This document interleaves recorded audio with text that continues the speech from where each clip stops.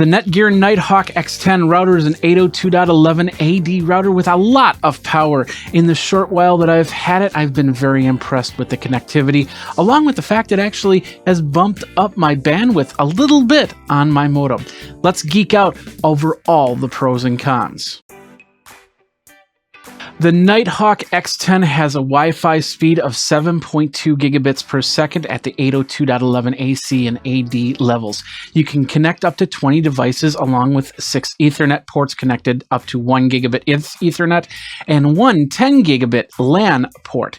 2 USB 3.0 ports allow for external drives or other devices to enhance the router's storage and power. 4 high-performance active antennas allow for large splays so you can access the internet from a good distance inside or outside of your home. The Genie interface still isn't as impressive as I'd like it to be. Still, you can control your router from the web interface or an app from computer or phone. Performance to your internet connection might see a small boost, and of course it depends on who you are and where you are.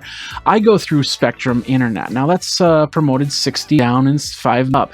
I see speed tests of 68 down and shy of 6 up when this router is connected. Now I reconnected my old router, which was a Nighthawk x4s, and confirmed that speed boost. The router has a 1.7 gigahertz quad-core processor inside to handle instructions from the computers, the mobile devices, IoT, game systems, and devices you might have attached to the Nighthawk. The Nighthawk also acts as a server for your Plex media. Server syncs up with your Amazon Drive cloud backup for local access to your files. Now, you might scoff at the $500 price tag, but if you're on an internet-heavy household, this smart Wi-Fi router will more than make up for any hesitations you might have. Gaming geeks, 4K geeks, and VR geeks will love this router as it performs in ways most other routers cannot. The R9000 from Netgear, otherwise known as the Nighthawk x10, is a powerful router that will keep you totally connected. With older routers, I found that I had to reconnect items like wireless cameras, especially older wireless cameras, from time to time. I've owned this router for only a few months and realized that, I basically had little to no maintenance to it. The only times I've actually touched the router is to update firmware or plug in a new device. 802.11ad is a 60 gigahertz wireless that can do data throughput of up to 4 gigabits per second, 4 times faster than the 802.11ac counterpart. Now, this means your 4K TVs and your Xboxes or PS4 4-game systems will not be hanging around waiting for packets to get delivered.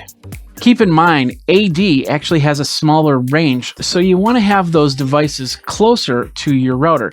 But don't worry if you're in the backyard or in the garage or something like that, that BGN signal is still there and it will still get internet to you.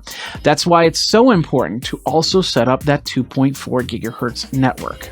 Now, according to Pew Research, a third of U.S. households have 3 or more smartphones, with Nest thermostats, Arlo security cameras, Roku's, Fire TV, and other IoT-connected items, including refrigerators, doorbells, garage doors, cars, more. You can have up to 20 connections going at peak times. The Nighthawk will handle all of those requests. And like I stated during the pros and cons, I've been able to improve internet speeds by 5 megabits per second down, 1 megabyte per second up. I see this not only in close server hops, but also longer distance servers where Amazon, where YouTube, Hulu, and other services originate from. Now, last month I reviewed the Vizio SmartCast M50, which is a 4K TV, and for the last couple days we've binge-watched House of Cards. There wasn't a time where we saw any downscaling or pauses while binging the show. And according to Netgear Genie software, my household downloads 655 gigabytes and uploads 40 gigabytes of data per month. That's a daily average of 21 gigabytes. Now, compared to last year, that was almost half that, and I am expecting it to almost double by 2018. Now, with all that, you can see why you might want to look into a more expensive router such as the Nighthawk x10 for your main router. The best part is I also have my older router, my Nighthawk x10, connected as a bridge to extend my AC range so I can go in the backyard and have a better signal.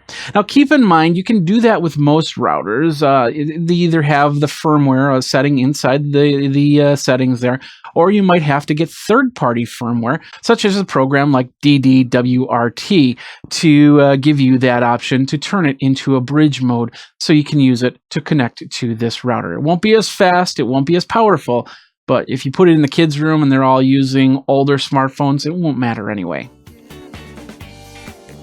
So what routers do you have? What routers do you love? Let me know by commenting below, and don't forget to like this video and subscribe to Geekazine. Until next time, you guys, geek out.